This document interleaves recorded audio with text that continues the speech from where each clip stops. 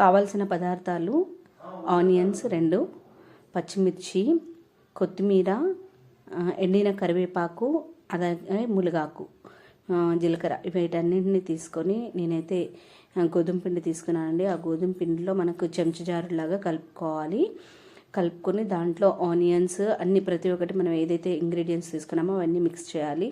నేను chilli powder కూడా వేసాను. పచ్చిమిర్చి అనుకుంటే పచ్చిమిర్చి కూడా వేసుకోవచ్చు. నేను పచ్చిమిర్చి వేసాను కొంచెం స్పైసీ కోసం, వితౌట్ చట్నీతో పాటు తినడం కోసం అని చెప్పేసి పచ్చిమిర్చి కూడా యాడ్ చేశాను. ప్లస్ కారం పొడి కూడా యాడ్ చేశాను. ఇలా చేసుకున్న తర్వాత తగినంత ఉప్పు వేసుకొని ఇలాగా నేను ప్యాన్ చూస్తున్న విధంగా కొంచెం నూనె ముందుగా అయితే రాసుకోవాలండి, మరి ఎక్కువగా పట్టదు. అలా రాసుకున్న తర్వాత మనం దోశ వేసేసుకోవడమేనండి. చాలా క్రిస్పీగా వస్తుంది. ఆయిల్ తినేవాళ్ళు వేసుకోవచ్చు, లేదు అని అంటే కూడా పర్వాలేదు. చాలా టేస్టీగా ఉంటుంది, చాలా క్రిస్పీగా వస్తుంది.